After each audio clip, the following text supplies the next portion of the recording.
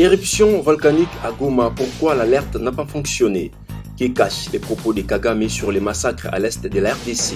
Messieurs et dames, John Chitindi reçoit pour vous Camille Richard Kalele Malobo, acteur politique, et Arlette Odiaka Chama de la société civile, donc pièce contre pièce, acte 21. Bienvenue.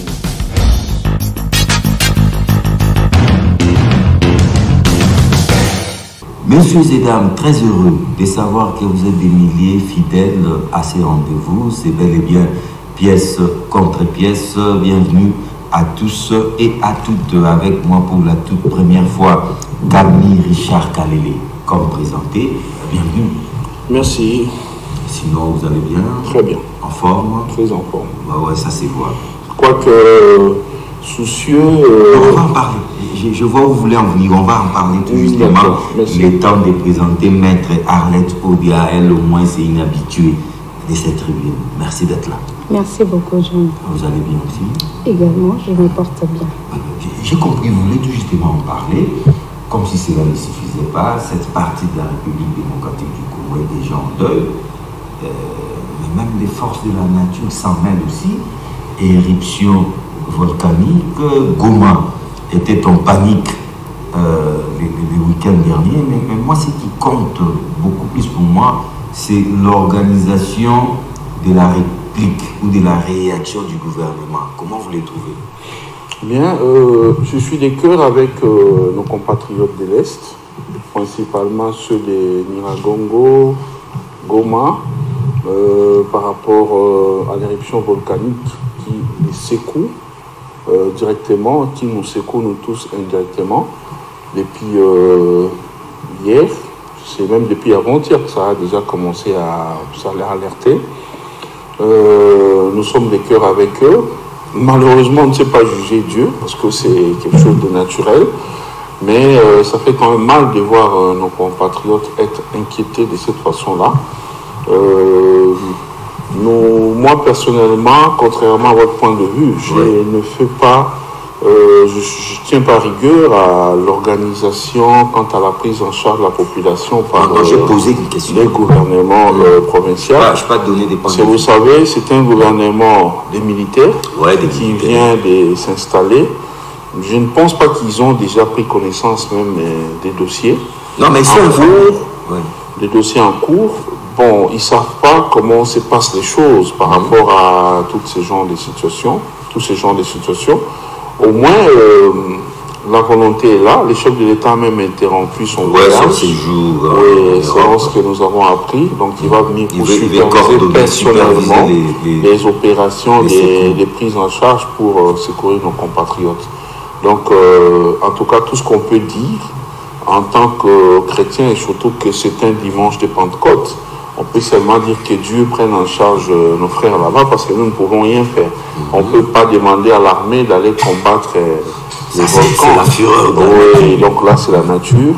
Et c'est même ça la force de notre pays parce que au même endroit où le minerai qui trouble tout le monde, qui fait de tout le monde nos jaloux, c'est le même endroit où on vit de telles choses.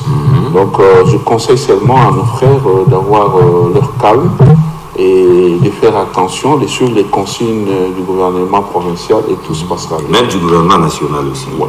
Arlette Odia, votre réaction, visiblement, même la nature s'acharne sur cette partie de la République, déjà endeuillée depuis des années. Moi, je ne vois pas les choses de cette manière-là. D'abord, je commence par vous remercier de votre invitation, mais aussi de votre question. Hier, notamment le 22 mai 2000. Non, avant-hier, les week-ends.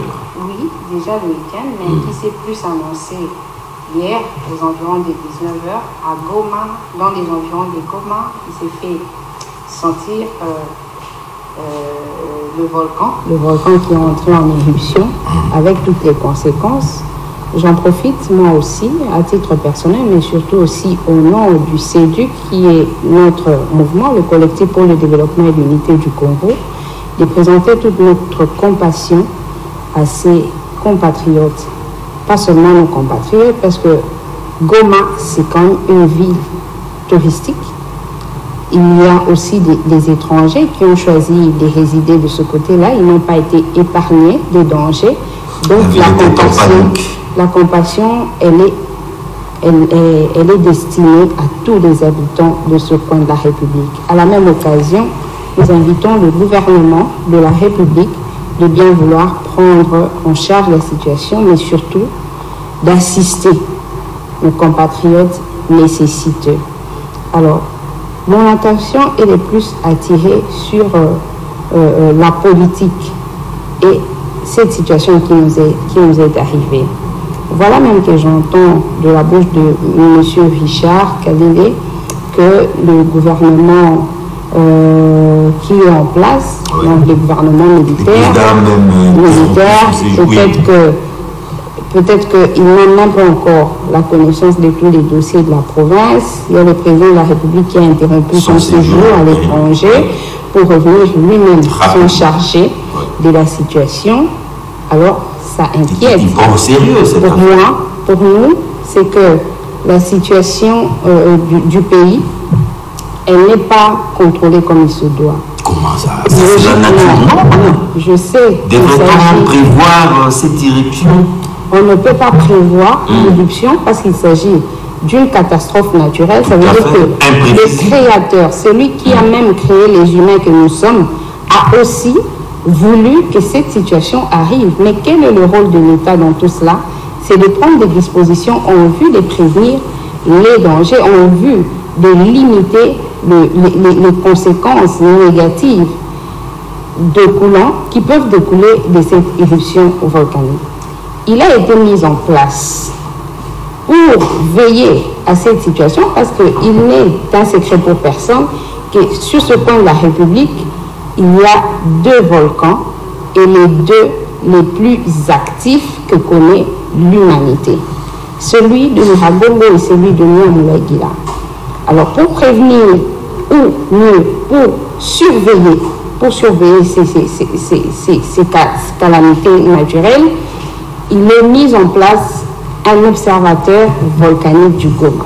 Ouais. Ce sont ces structures-là, fait des experts qui alertent, qui annoncent, qui renseignent sur l'état, n'est-ce pas, de volcans en question. Mais c'est depuis 2014 qu'il y a un chercheur du nom de Honoré, je pense, Sivara, qui avait annoncé que de temps en temps, il y avait déjà une formation d'un lac de lave du volcan. Mais les dispositions jusqu'à aujourd'hui, elles n'avaient pas été prises pour que la population de ce coin de la République soit à l'abri d'autant de dégâts qui a été causé par la dernière éruption. Mais dans ce cas, la ville de Goma ne devait pas être habitée alors, madame? Si, la ville ne peut qu'être habitée. Mais dès lors que le gouvernement sait prendre en charge ou considérer l'alerte donnée par les chercheurs, par l'observateur volcanique du Goma, les dangers, ils sont de plus en plus calculés et les mesures sont suffisamment prises pour mettre la population de ce côté à l'abri. Et le regret est celui de constater que nous sommes allés comme ça. Nous avons attendu jusqu'à ce que l'événement s'est passé.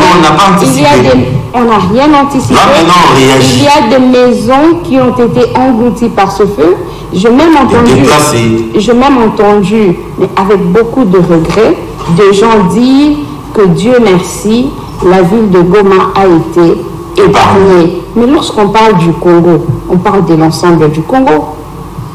Ceux-là qui sont dans les environs de Goma, qui ont perdu leurs biens, qui ont perdu leur maison, sans s'être préparés à le perdre, et dans ces circonstances-là, eux, ils ne bénéficient pas, ils ne méritent pas notre compassion. C'est tout à fait triste. Je voulais vraiment attirer l'attention des gouvernants, des dirigeants, c'est-à-dire le gouvernement central, le gouvernement provincial, les autorités locales, de ne pas tout le temps laisser le peuple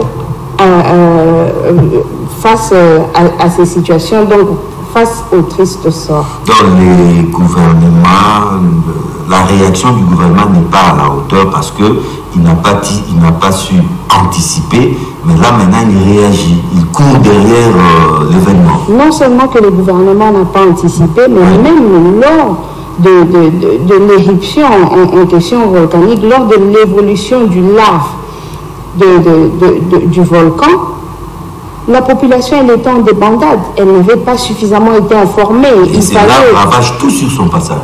Qui ravageait tout, mais surtout, il n'y avait pas suffisamment de communication. Et lorsque c'est dans la précipitation qu'on est en train de chercher des voies de sauvetage, on perd davantage ce qu'on avait.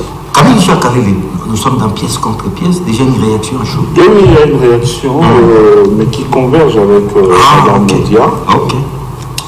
Lorsque moi j'analyse pour faire observer à l'opinion nationale et internationale que la Kabylie était venue pour détruire ce pays.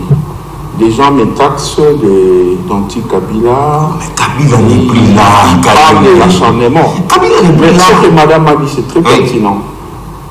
Kabila n'est plus là, ça fait plus de 2 ans. Mobutu n'avait pas tellement, avec son régime, n'avait pas tellement exploité nos minéraux. Et je peux savoir peut-être vous étonner, ou nos téléspectateurs, de dire que beaucoup de Congolais ne savaient même pas ce que c'est les minéraux. Beaucoup de Congolais ne savaient même pas qu'on en avait autant dans ces pays.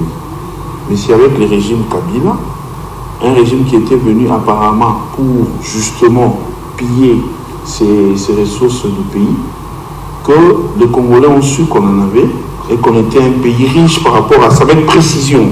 Mais Camille, ce pays-là, où est-ce que vous voulez attendez, John, en mettant Kabila dans ces débats volcaniques? Attendez, laissez-moi, j'y arrive.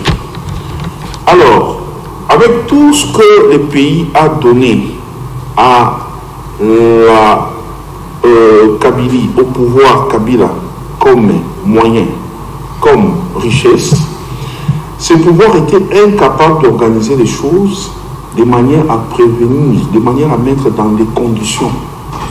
L'organisation, l'observatoire chargé de veiller à des éventuelles éruptions. Mais tu sais que là, ça fait déjà 2 ans. Qu'est-ce qu'il a fait dans ces sens? Attendez. Oui, pour améliorer cette situation. Cet observatoire existe, mais il faut être de Goma ou quelqu'un qui fréquente Goma pour savoir que ça existe. On n'en parle même pas. On ne prend même pas le temps, si vous vous renseignez dans ces pays, parmi les institutions de formation, il n'y en a pas une seule qui forme des gens pour ça.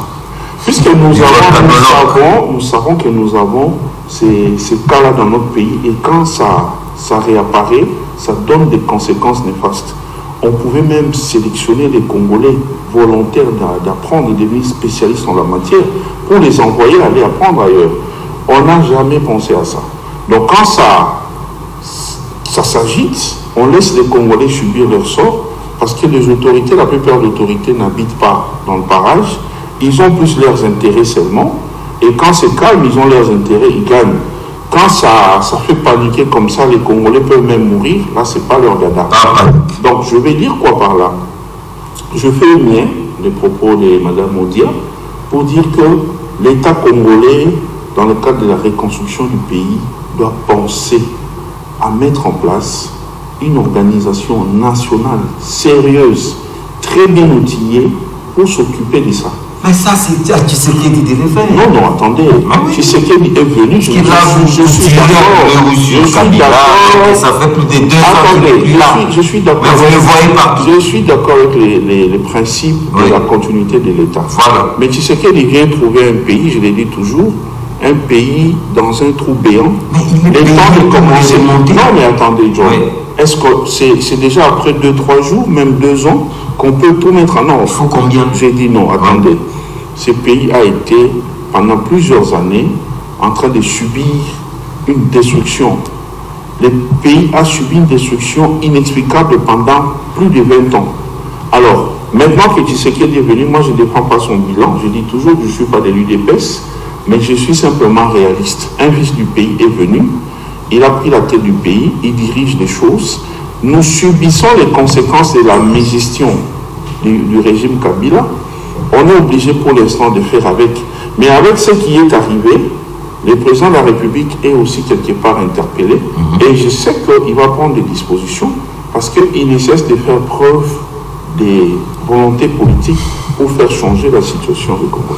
Merci Camille Richard Kalele. Espérons que les autorités vont urgemment réagir en vue de faire face à cette colère de la nature qui semble s'acharner sur cette partie de la République. On évolue, mais nous restons nous gardons un pied dans cette partie de la République, mais cette fois-ci avec les propos tenus par le président rwandais, vous le savez bien. Il a semblé minimiser les massacres perpétués à l'est de la République démocratique du Congo, parce que d'après un rapport de nos amis les rapports de Mapping, un rapport accablant sérieusement son pays, le Rwanda. Il a semblé minimiser les faits, mais c'est la réaction du côté congolais aussi qui fait débat. Donc en commençant par la réaction du premier d'entre nous, le président de la République, Félix Tshisekedi Tshilombo. Votre lecture, Maître Arlette Obiang. Alors, j'aimerais d'abord revenir sur le fait que qui suis-je personnellement, Arlette Obiang? Je suis la présidente du collectif pour le développement et l'unité du Congo, CEDUC en sigle. Une structure de la société civile qui, à son origine, aujourd'hui cette structure a 1 année d'existence. À son origine, elle travaillait au sein de la dynamique Congo-Uni, l'un des partis politiques que nous pouvons dire au pouvoir en ce moment. Avec le conseiller Vidi Chimanga. Avec le conseiller spécial Vidi Chimanga. Nous étions là déjà à examiner, à analyser à fond le problème de notre pays, parce que lorsqu'on se créait, c'était à l'idée d'apporter quelque chose de nouveau et de bon pour ramener ce pays à partir d'un point X à un point Y. À un certain moment, il a été question de faire table rase, il a été question de mettre fin à la coalition CCCH, il a été question de mettre en place un nouveau gouvernement qui est dit, aujourd'hui, c'est lui de l'Union sacrée. Nous, à l'époque, bien qu'étant au sein de la dynamique Congo-Uni, nous avions haussé le ton pour dire que cette façon de faire les choses avait pour conséquence négative, de briser le schéma de la continuité de l'État tel que consacré et organisé par la Constitution de la République. C'est un peu comme effacer le travail qui a été fait par le prédécesseur. C'est un peu comme le fait, M. Kalele, de dire que tous ceux qui ont travaillé avant n'avaient rien fait. Nous nous insurgeons contre ce genre de propos. Il n'est pas seulement question d'interpeller, d'incriminer, je voulais dire, les précédents, qui a fait quoi, qui n'avait pas fait quoi, en tout cas pour nous. Chacun des présidents de la République qui a dirigé ce pays a joué sa partition et correctement. Quand vous parlez de Mobutu, il a joué son rôle dans le sens de sécuriser l'unité nationale. Nous l'avons vécu. On a vu les présidents, les gouverneurs non originaires gouverner les provinces. En tout cas, Mobutu, champion de l'unité nationale. De ce côté-là, incontestablement, il a veillé à l'unité nationale. Il a surtout veillé aussi à l'intégrité de notre territoire national, parce que les menaces de balkanisation, elles ne datent pas d'aujourd'hui, elles datent déjà de cette époque-là. Il a fait sa part. À un certain moment, le peuple congolais était fatigué de la gestion de l'État par un seul individu pendant 32 ans. D'où le 17 mai. D'où le 17 mai qui a fait que Laurent Désiré Kabila, avec ceux qui ont accepté de l'accompagner, ils sont venus mettre un terme à ce règne pour donner une autre marche à la nation qui était celle de l'alternance. Maître, entre guillemets, 24 ans après. Maître évolué. Et Joseph Kabila qui est donc dans le sens de l'alternance. C'est vrai, l'alternance, elle n'est pas seulement pacifique. Il y a aussi une alternance militaire. C'est notre histoire, nous la consommons, nous la digérons. Et l'alternance portée par... L'alternance armée. C'était je ne veux pas emprunter votre terme, mais pour moi, ça avait été une alternance militaire, plutôt qu'une alternance civile qui a eu lieu en 2018. Alors, Joseph Kabila, pour sa part, il est arrivé au pouvoir. C'est pas lui qui avait été, qui avait mis le pays, qui avait fait diviser le pays. Il arrive, il trouve plusieurs rébellions. Le pays était complètement divisé. Il vient, il met ensemble la classe politique. Il accepte d'aller à Sun City. On met sur pied un gouvernement de 1+4. Quelques mois après, il amène ce pays au référendum. Ce n'est pas un fait anodin qu'une constitution de la République soit votée dans ces circonstances-là. Vous n'allez pas dire aux citoyens de ce pays que faire voter une constitution, l'une des meilleures que compte l'Afrique, ce n'est pas moi qui le dis, ce sont les constitutionnalistes qui le disent, que ce serait un fait anodin. C'est sous Joseph Kabila que la loi électorale régulière et la bonne a été votée pour promulguer. La CENI également, c'est sous Joseph Kabila que ce pays est parti de l'alternance militaire à l'alternance civile. Pacifique. Aujourd'hui, nous en tirons le bénéfice. Qu'est-ce qu'il fallait alors faire au moment où le régime Tshisekedi est arrivé? C'est d'assurer la continuité, pas forcément du régime Kabila, mais la continuité de l'État, en constatant que nous sommes déjà partis d'un point X à un point Y. Comment quitter ce point Y pour le point Z? C'est vraiment de cela qu'il s'agit. C'est pour cela, nous avions dit que pour notre part, la continuité d'État allait connaître un problème. C'est le premier élément. Le second, c'est que quand on va aux élections, ce ne sont pas les individus qui vont aux élections. C'est comme ça que prévoit l'arsenal juridique en cette matière dans notre pays. Ce sont les partis politiques, ce sont les regroupements politiques, ce sont les familles politiques qui vont aux élections. Et aux élections de 2018, les familles politiques qui y sont allées, il y en avait 3. Il y avait FCC, il y avait CACH, il y avait la Mouka. Et le CACH a remporté les élections présidentielles. Le FCC a remporté les élections législatives. C'est ce qui a fait qu'ils se sont mis ensemble afin de pouvoir diriger le pays. Et lorsque vous dites qu'il fallait mettre un terme à la coalition FCC-CACH, c'était une façon de changer en fait les résultats des élections de 2018. Parce que le président de la République ne peut que diriger le pays. Ne peut que diriger le pays avec le groupe qui a gagné aux élections législatives. Et vous entendrez les gens vous dire que la famille politique n'a pas de personnalité juridique. Mais toutes les familles n'ont jamais eu de personnalité juridique, même les familles biologiques n'en ont pas. Si déjà les individus ont des personnalités juridiques, les groupes d'individus ont des personnalités juridiques, mais le fait de donner aussi à une famille une personnalité juridique, ça devient encombrant. De la même manière en politique, les partis politiques ont des personnalités juridiques, les groupes, les regroupements politiques ont des personnalités juridiques. Il ne faut pas non plus demander encore à la famille politique d'avoir une personnalité juridique. Avant d'entamer les propos de Paul Kagame, Camille Richard Calais doit d'abord réagir aussi. Très bien. Oui. C'est avec beaucoup de plaisir que je suis en train de débattre avec madame.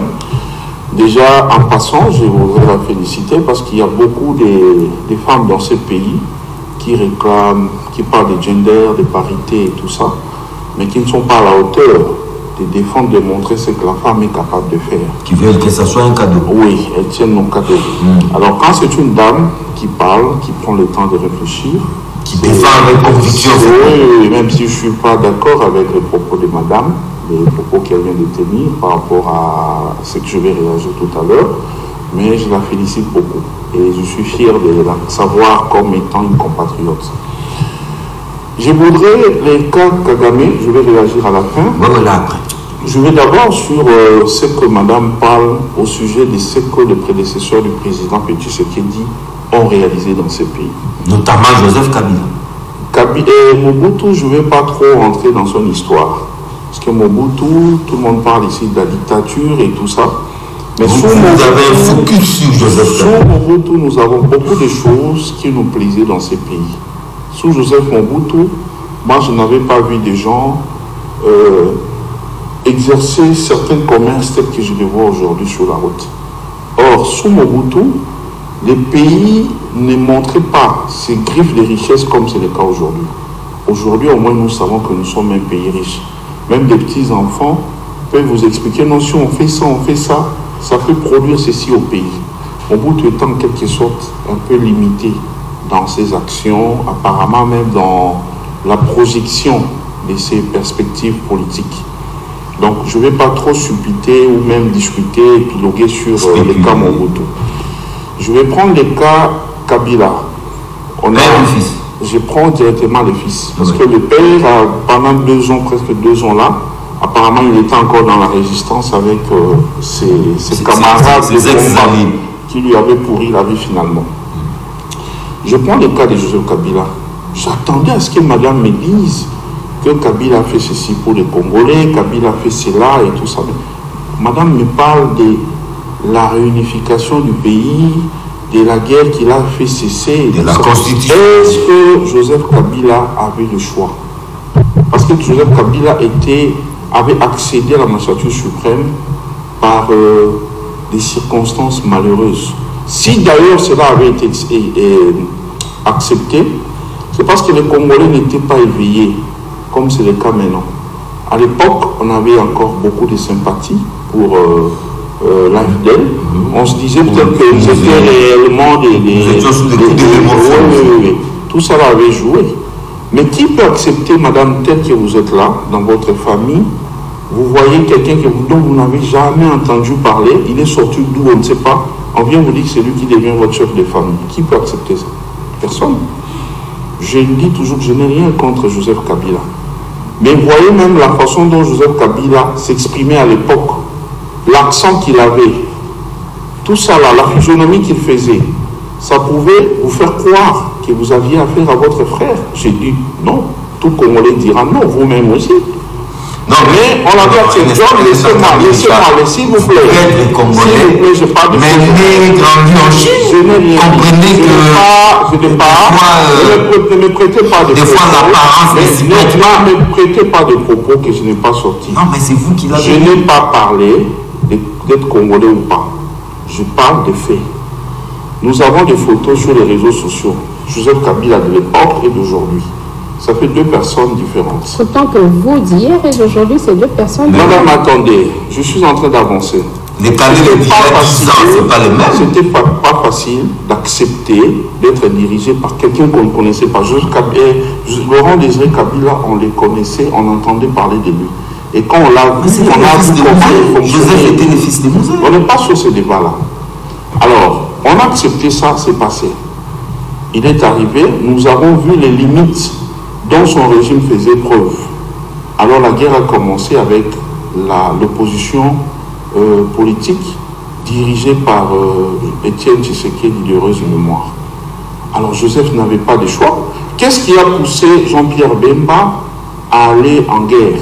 C'était justement des frustrations par rapport à tout ce qui s'est passé au pays. Vous voyez être dirigé par des gens qui prétendaient être des libérateurs, mais qui faisaient des choses qui n'avaient rien à voir avec la libération. Cela s'est fait vivre même jusqu'à la fin ici quand ils ont quitté. Un régime qui a gouverné par défi, par force. Ils ont fait les faucons durant tout leur règne. Alors, ce n'était pas facile d'accepter. Donc, pour être sûr qu'il allait continuer à trôner sur la RDC, il n'avait pas de choix. Il fallait qu'il accepte. Il suffisait qu'il fasse la tête, refuser de s'asseoir avec Jean-Pierre Bemba et les autres, mais Joseph Kabila n'allait plus être là, parce que là, c'était maintenant finalement imposé même par la communauté internationale. Donc il ne faut jamais, madame, je vous supplie, sans rien vous imposer, en tant qu'un compatriote qui apprécie beaucoup votre courage en tant que dame, de faire la politique, il ne faut jamais brandir ça comme étant un bienfait de Joseph Kabila. Ce n'était pas une faveur. Et puis si les gens avaient accepté, les Jean-Pierre Bemba, ils pouvaient refuser, ils sont venus par amour, quelque part par amour, il fallait faire taire les armes, ils sont venus, ils se sont mis. Mais pour voir que l'AFDEL n'était pas venu pour nous libérer, après les élections de 2006, vous avez vu ce qui s'est passé. Ce pays était encore transformé en un champ de bataille. Donc ce n'était pas une faveur. Donc ça, c'est c'est un faux débat, c'est même un faux argument qu'il ne faut jamais avancer sur Joseph Kabila. Joseph Kabila, en tant qu'individu, moi j'ai eu à l'approcher, j'ai eu à parler avec lui, à entendre parler. Apparemment, il m'avait donné l'impression d'être quelqu'un de compréhensif, de pacifique, mais au regard de ce qui s'est passé dans son administration, j'avais trouvé que moi, c'est mon point de vue, ça m'engage, il n'était pas à sa place. Parce qu'il laissait faire ces gens, il y avait de l'impunité, on ne punissait personne. C'est ce qui a fait qu'aujourd'hui, avec le travail que l'IGF fait, vous voyez comment on tombe sur des dossiers de millions, tel avait fait ceci, tel avait fait cela. S'il était rigoureux, non, rien à voir à ça. Rien à voir avec ça. Donc s'il était rigoureux, s'il gérait bien, tout allait bien se passer. Là, j'ai réagi au propos de madame. Non, avec Kagame, c'est madame. Elle n'a pas encore.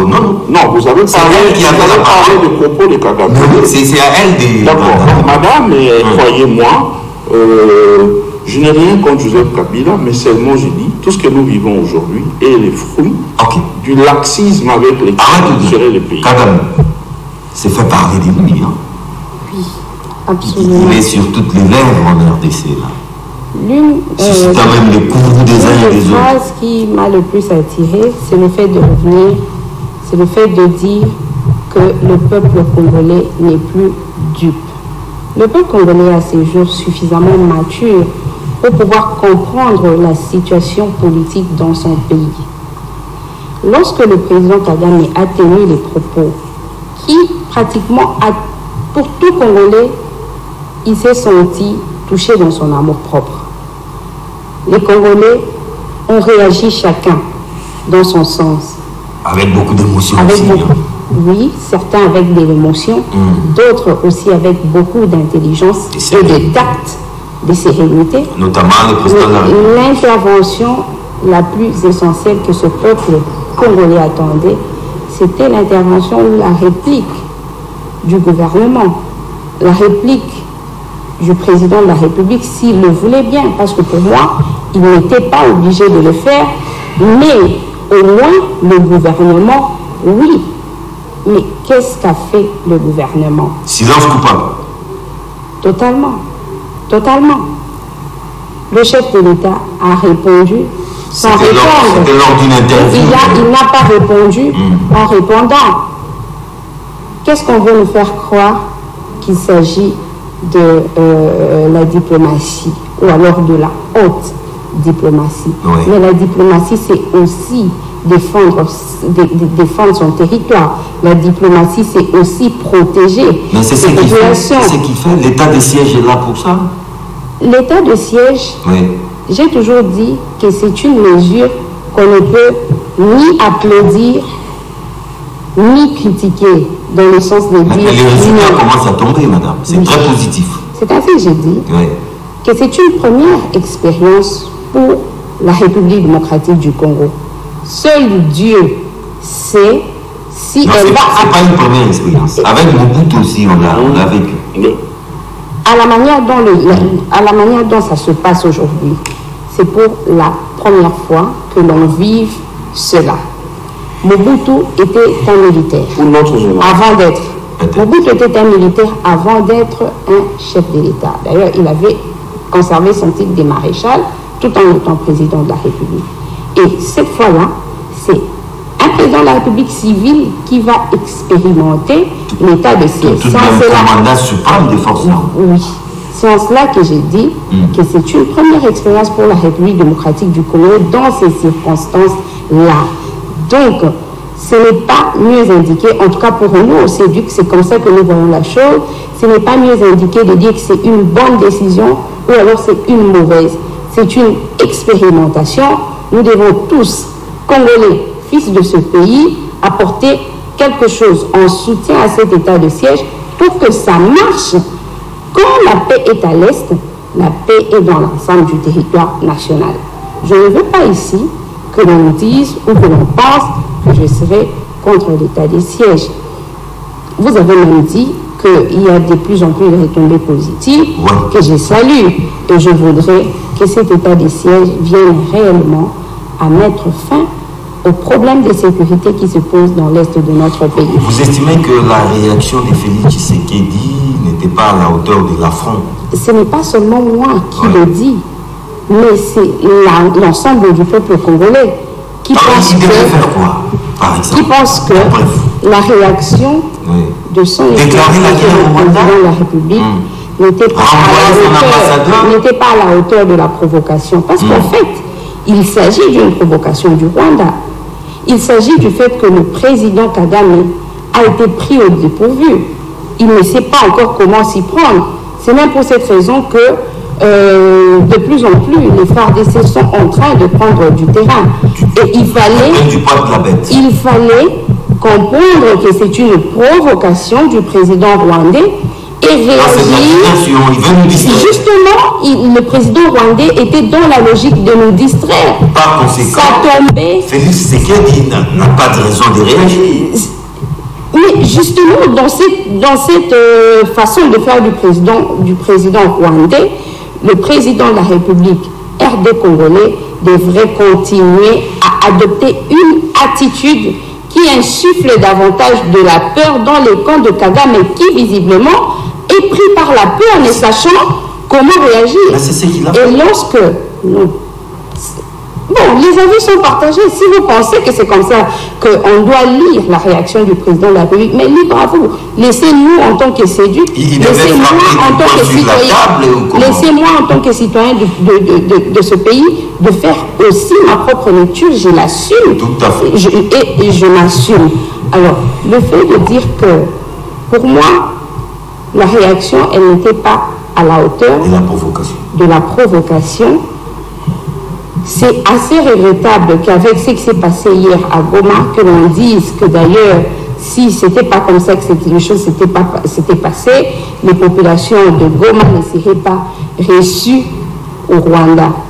Mais il faut dire, ça c'est tout à fait méconnaître le droit international humanitaire, la notion de la protection des populations civiles. Même si on était réellement en guerre, la RDC contre le Rwanda, lorsque surgit une catastrophe naturelle, le Rwanda n'a pas de raison de fermer sa barrière pour ne pas recevoir les populations du Congo. De la même manière que si une catastrophe naturelle s'était improvisée au Rwanda, même en état de guerre, la République démocratique du Congo ne serait pas en droit de refuser le refuge aux populations du Rwanda. Ça, c'est le droit humanitaire international. Mais d'entrée de jeu, la barrière ne pouvait être que fermée. Il est temps pour le Rwanda de prendre des dispositions, de savoir qu'est-ce qui se passe en République démocratique du Congo avant de décider, bien sûr, avec la MONUSCO, de l'ouverture des barrières. Et c'est ce qui a été fait. Les barrières ont été finalement ouvertes, la petite et la grande, qui a permis à nos compatriotes de l'Est, en détresse, de bien pouvoir regagner le Goma. De bien pouvoir entrer au Rwanda et ce matin regagner Goma. Nous devons analyser les questions essentielles touchant à la politique de ce pays avec beaucoup de sérieux, mais surtout pas avec les vices et moi. Quelle est la réaction du côté officiel congolais? En tout cas, n'était pas à la hauteur de la provocation, de l'affront. Et les silences du gouvernement inquiètent Maître Audé. Je vais répondre à ça, mais je vais d'abord balayer certains propos que j'ai entendus de madame, qui ne m'impressionnent pas parce que madame l'a si bien dit. Là, c'est duc, hein? C'est du deux. C'est duc. C'est duc. C'est là où c'est quoi? Le collectif. Les séducs, voilà. C'est l'organisation de madame et de la société civile. Ouais. Je comprends que madame puisse relativiser certaines choses. En tant que société civile, hein, nous, politiques, on sait voir, on sait comprendre certaines choses dans le vrai sens de la chose. Non, mais c'est aussi une politique, ne vous inquiétez pas. Et oui, mais ici, madame se présente en tant que société civile. Donc, si on peut être un peu tolérant, un peu large dans les propos contre madame, c'est par rapport à toutes ces considérations. Et comme je dis, c'est une dame. Il faut vraiment l'acclamer, l'encourager à aller davantage de l'avant. Et je vois un avenir politique radieux devant elle. La réaction du président Tshisekedi était pleine de sagesse et c'est de la haute. Ça va être des vigueurs. Non. Des vigueurs. Non. Quand je m'engage pour expliquer une chose, j'aime toujours rappeler les passés. Je ne dis pas que madame a un peu d'acquaintance avec la Kabylie, parce que je la sens prendre un peu la part belle à la Kabylie par moment. Je ne sais pas pour quelle raison. Bon, c'est son point de vue. On dit qu'en politique, il n'y a pas de vérité absolue. Elle a ses opinions.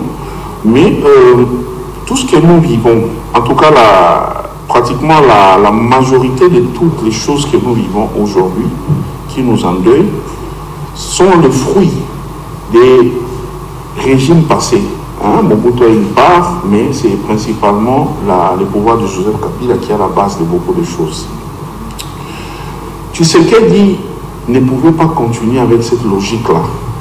Nous avons affaire à des voisins qui se font aimer par tromperie par la communauté internationale. Vous connaissez l'histoire de la reconnaissance du génocide rwandais. Cette histoire, c'est vraiment une histoire qu'on a donnée en leur faveur, alors que la communauté internationale devait plutôt voir les cas de la RDC. Nous, on a connu... Ça devait être un de commerce rwandais. Oui. Et grâce à ça, Kagame est en train d'avancer. Kagame est un grand exportateur. L'éternel victime. Oui. Du cobalt. Alors qu'il n'en a pas chez lui, il en trouve chez nous. Alors tout ça va pourquoi? Parce que la politique a ses réalités, la politique a ses raisons. Madame dit que si Tshisekedi était ferme avec Kagame, on n'allait pas, au nom du principe du droit humanitaire international, on n'allait pas nous fermer les barrières. Mais nous, on devrait. C'est fou, oui. On allait fermer et on aurait enregistré des cas de mort hier comme ce matin, jusqu'à 5 h du matin, ça continue à s'agiter.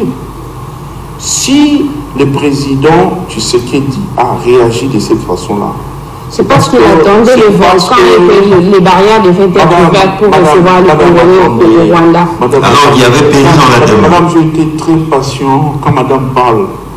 Très patient, j'attends, j'attends. Oui, vous pouvez qu'être patient parce qu'on n'est pas en train de dénaturer les faits. Là, vous ne dénaturez pas seulement les faits, même la vérité. Je ne dénature rien, madame. Je suis en train d'expliquer. Nous sortons d'une diplomatie des gens qui n'avaient pas la volonté d'aider ces pays. Vous revenez toujours à ce qu'il est en train d'imprimer sa marque qui nous permet aujourd'hui, ou qui nous a même déjà permis de revenir sur la scène internationale. Mais jusque-là, il n'a pas encore fait ses preuves. Attendez, sur la scène internationale. Grâce à Tshisekedi, aujourd'hui, on peut recevoir les présidents de tous les pays limitrophes ici chez nous. Tshisekedi peut aller vers eux sans problème. Sous l'autre régime, ce n'était pas le cas. Alors, Kagame a parlé. Il faut maintenant voir la nature des propos de Kagame. Et puis, il faut voir, Kagame s'est exprimé en qualité de qui? Kagame a tenu des propos, comme le dit John, provocateur. Oui, ça n'engage que lui. Mais il est qui par rapport à la RDC ou par rapport à la communauté internationale? Kagame ne peut que défendre son pays, comme Tshisekedi peut le faire pour son pays. Il a tenu des propos.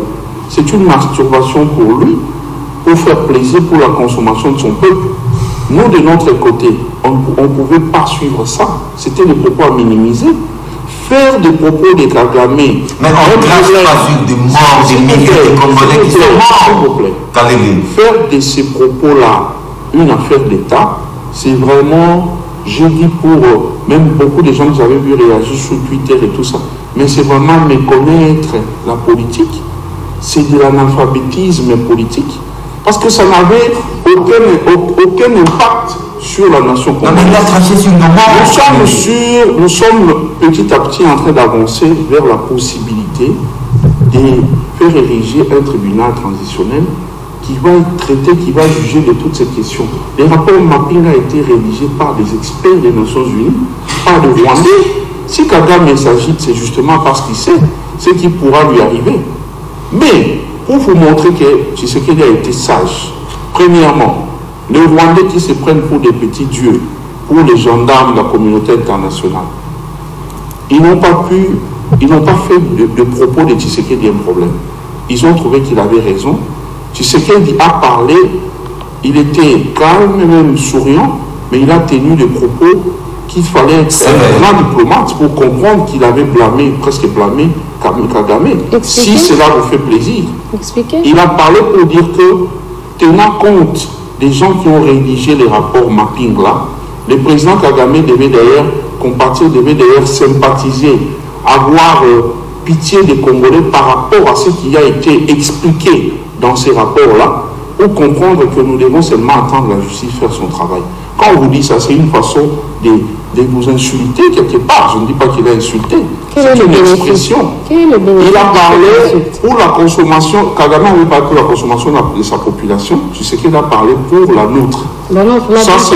Ça, c'est d'abord quelque chose. Oui, les avis sont partagés. Ça se fait comme ça partout dans le monde entier.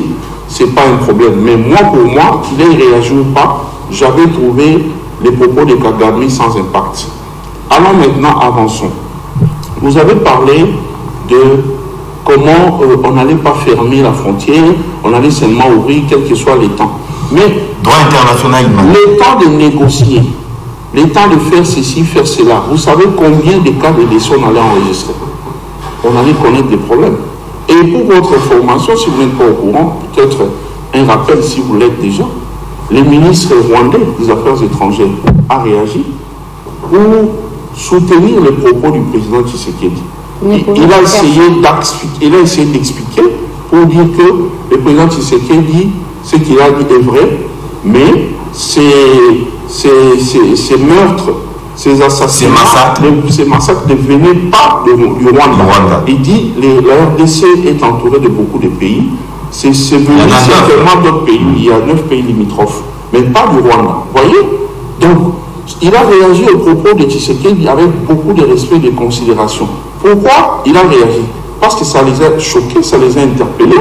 Si ça ne les avait pas interpellés, ils n'auraient pas bénéficié de la protection du pouvoir dépendant de lui et sous le territoire congolais. Moi, je vais vous dire une chose. Nous sommes... Non, avec madame, vous êtes un peu large. Laissez-moi aussi... Non, vous venez de prendre 8 minutes. Non, laissez-moi expliquer. Oui. Donc, pour moi, ce que Tshisekedi fait, nous sommes dans un cas particulier, un cas spécial, qui demande beaucoup de tact, qui demande beaucoup de diplomatie, qui demande beaucoup de maîtrise. Sous Kabila, pourquoi ça n'a pas marché avec la diplomatie? Parce qu'on avait plusieurs bureaux de décision. Kabila lui-même, qui ne parlait presque pas, le premier ministre de l'époque était là, plus dans des histoires de chiffres, Mukangalonzo, il faut combien de millions et tout ça. C'est la mère Mende qui était là à défendre, à réagir. Pour tout et pour rien, il se mettait à réagir. Tantôt c'est lui, tantôt c'est son père. C'est aussi que Patrick Mouyaya réagisse. Non. À l'instant de Patrick Mouyaya ne peut pas réagir directement comme ça dans les domaines du président. C'était du tac. Mais justement, ça nous a créé beaucoup de problèmes. La diplomatie, c'est un des domaines du chef de l'État. Pour la diplomatie, même le Premier ministre n'a pas le droit de réagir directement. Il doit avoir la ligne. Attendez, je vous explique que les affaires étrangères relèvent du domaine du chef de l'État. C'est pourquoi même lorsqu'on fait la mouture pour le gouvernement, on ne met jamais de nom là-bas. Parce que le chef lui-même sait qui va placer. S'il a mis Christophe Lutundu là-bas, il a ses raisons personnelles. Et là, c'était dans son secret. Il sait que non, je mettrai tel par rapport à ça. Donc, lorsqu'il y a des problèmes, tel que ça se faisait sous Kabila avec des mains et tout ça, c'est justement pour ça qu'on avait des problèmes. On ne tire pas boulet rouge comme ça sur les voisins. Il faut avoir la ligne. Parce que le chef de l'État peut prendre son téléphone. Attendez, je chute. S'il faut réagir, tout c'est prévu dans la Constitution. Ça ne se fait pas en désordre. Le chef de l'État peut prendre son téléphone, il appelle son homologue rwandais. Il se parle, il sait de quoi il parle, à quel niveau ils sont, quelle est la température entre les deux pays. Partant de ça, il peut dire non, monsieur le Premier ministre, le gouvernement doit prendre telle position par rapport à ceci, par rapport à cela. Mais lorsque Kagame avait parlé, les 5-10 minutes qui suivaient, comme il n'y a plus d'emploi dans ces pays, il n'y a plus d'activité, les gens sont focalisés sur la politique, tout le monde était là comme dans un bureau attendant le travail. Directement, mais Patrick Mouya a tué où? Mais non, il doit attendre que le chef de l'État donne la ligne. Maintenant que le chef a donné, tout le monde sait comment nous évoluons. Sous Kabila, souvenez-vous, il y avait beaucoup de cas de contradiction. La présidence pouvait dire une chose, le gouvernement dit ceci, c'était vraiment la jungle. Je crois que nous tendons déjà vers la fin, réagissez, mais un mot quand même sur cette histoire de Bukanga Lonzo. Les gestionnaires de l'époque seraient poursuivis. Tout a commencé par Richef, c'est maintenant déjà entre les mains du procureur près la cour constitutionnelle, même le procureur près la cour de cassation va aussi bientôt intervenir. Chasse aux sorcières, où la vérité doit être connue et dite. J'aimerais d'abord rassurer M.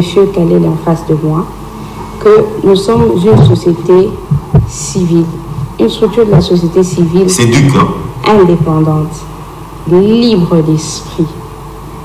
Et nous émettons nos opinions qui nous semblent être utiles pour l'avancement et le développement de ce pays qui est un patrimoine commun à nous tous. Si c'est vraiment ça, je vous encourage. Il n'est pas à dire que nous défendons le régime du président Joseph Kabila ou alors nous condamnons celui du président Félix Tshisekedi. Il n'en est pas le cas.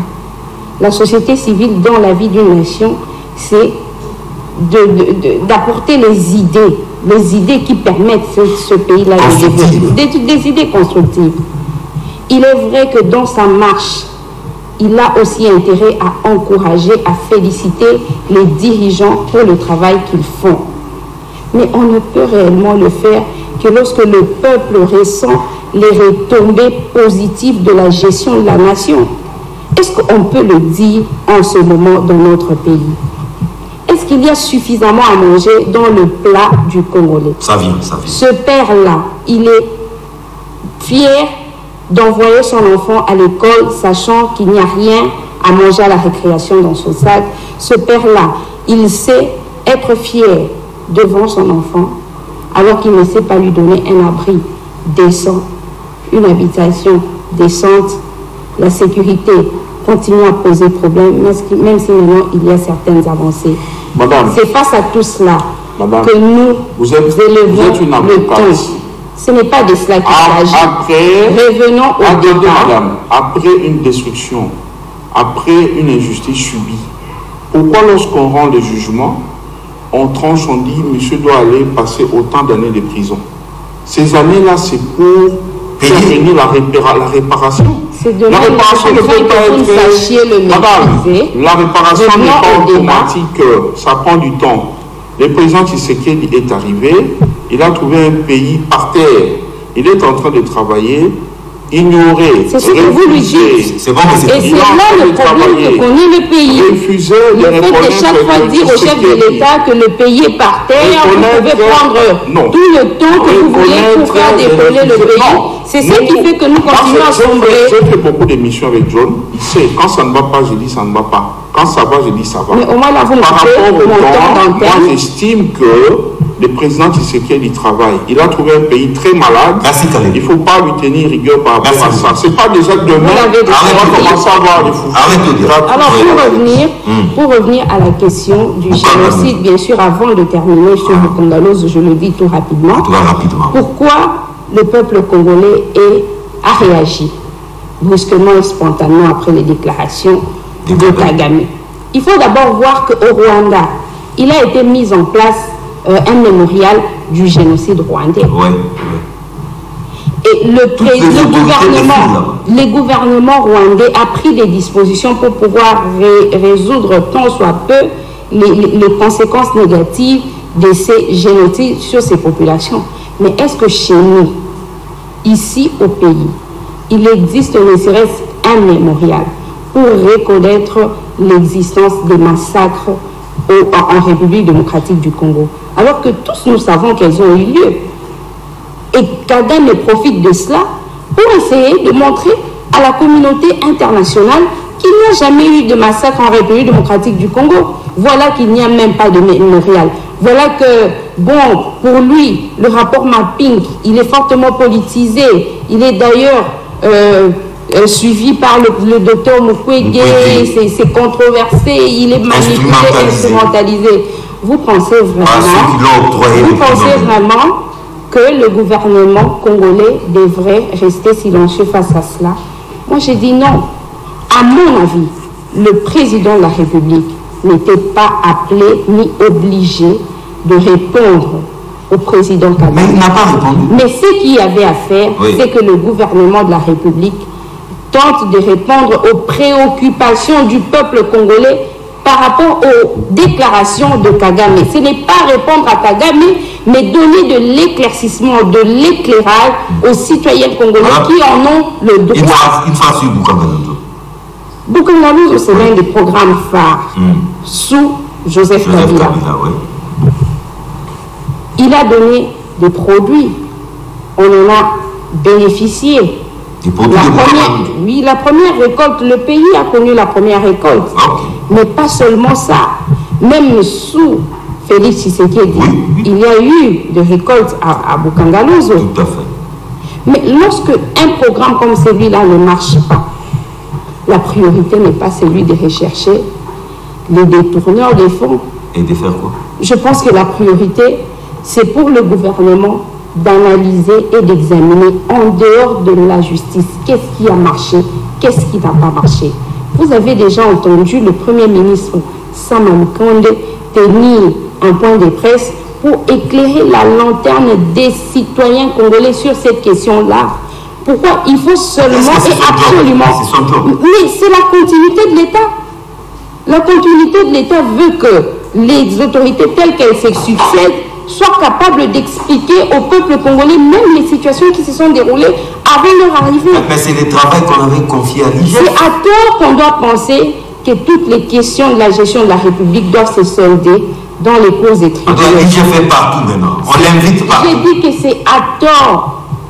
Toutes ces démarches-là ne fera que compromettre notre vivre ensemble collectif.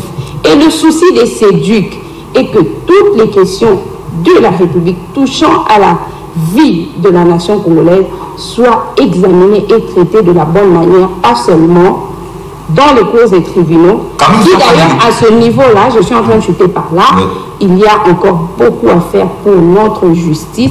Je le dis en étant aussi dans ce domaine, il y a beaucoup, alors beaucoup à faire. Camille Chakani, en 3 minutes, hein, c'est... Ok, je vais en avoir 8 comme madame. Non, on a plus de temps, malheureusement. D'abord, je voudrais dire à madame, outre tout ce que je fais, je suis aussi un opérateur dans le secteur de la justice. Donc, le jour où il faudra qu'on débatte sur ça, je serai heureux de venir débattre avec vous. Donc, ce n'était pas à l'ordre du jour. On ne sait peut-être pas discuter sur ça, mais ne vous en faites pas. Je suis bien aguerri pour discuter quant à tout ce qui... Vous parlez droit? Oui. Pour ce qui est de tout ce que madame a expliqué d'abord, concernant ce que Tshisekedi devrait faire, ce qu'il ne devrait pas faire et tout ça, le Premier ministre Sama Lukonde, je dois reconnaître que le FCC était quand même une machine à broyer, une machine politique importante, mais comme on dit, chaque chose a un début et une fin. C'était finalement la fin du FCC. Le FCC avait mis en place une stratégie qui devait consister justement à pousser les politiques, les analystes et tout ça, à réfléchir comme madame l'a fait là. Donc montrer que Tshisekedi ne fait rien, il passe son temps à faire ça alors qu'il devait faire ça. Non. Mais contredisez-nous sur les faits. Sur les faits. Le FCC est venu pendant 2 ans avec un semblant des cohabitations pour dire que non, on est ensemble et tout ça. Mais pendant ce temps, il ne faisait rien qui allait dans le sens d'accompagner les chefs de l'État. Le président Tshisekedi l'a compris, je dirais moi, en retard. Parce que comme je dis ici, quand ça ne va pas, je dois dire ça ne va pas. Il a compris ça en retard. Il devait comprendre ça. Après 6 mois, il a arrêté la chose. C'était la stratégie du FCC. 2 ans après, bon, ok, c'est consommé. au moment opportun, lui et sa famille politique auront des éléments pour se défendre. Mais au moins, pour moi, c'est maintenant que le travail a commencé.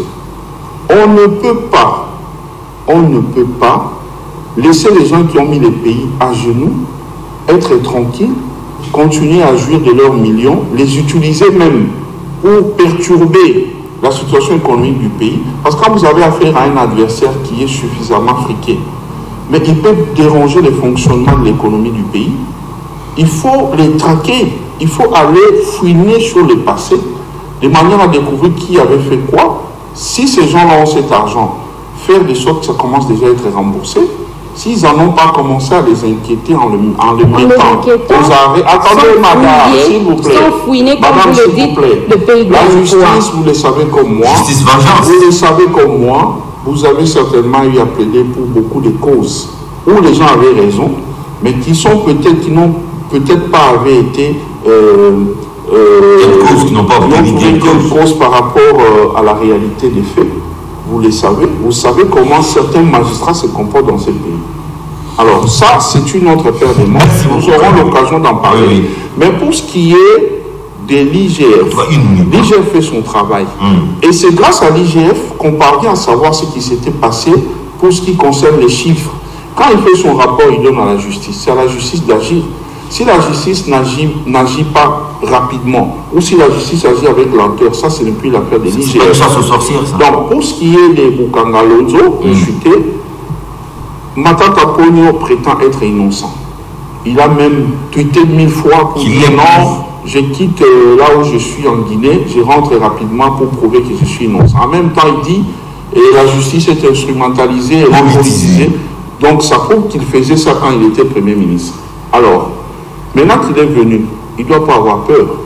Et là, je lance un appel au Sénat et à l'Assemblée nationale pour dire que à tout moment, qu'on les saisira pour demander la levée des immunités, qu'ils aient pas peur. S'ils sont sûrs qu'ils avaient bien géré, qu'ils n'ont pas de problème, qu'ils fassent lever. Sinon, nous, en tant qu'organisation du changement, nous allons mener des actions qui vont faire qu'en 2023, tous ces gens... Merci beaucoup. Je sais que vous n'avez pas vidé vos poches. Surtout rappeler seulement que je n'ai jamais remis en cause le travail de l'IGF, mais je voudrais ici rappeler qu'avant même que l'IGF ne commence à travailler, on parlait plus du conseiller spécial du chef de l'État en charge de la lutte, non, déjà, mais là, Kitanga, je pense, en charge de la lutte contre la corruption. Après avoir été arrêté, la main dans le sac, on n'en parle plus. On n'en parle plus assez. Mais on parlait de l'oiseau rare. Encourageons l'IGF à faire son travail. Merci beaucoup. Je suis jamais d'accord avec merci à Camille Richard la présidence. Je sais que vous n'avez pas vidé vos poches. Moi, encourageons l'IGF à continuer à aider les 11h la rediffusion. Retrouvez pièce contre pièce le lundi prochain à la même heure. Au revoir.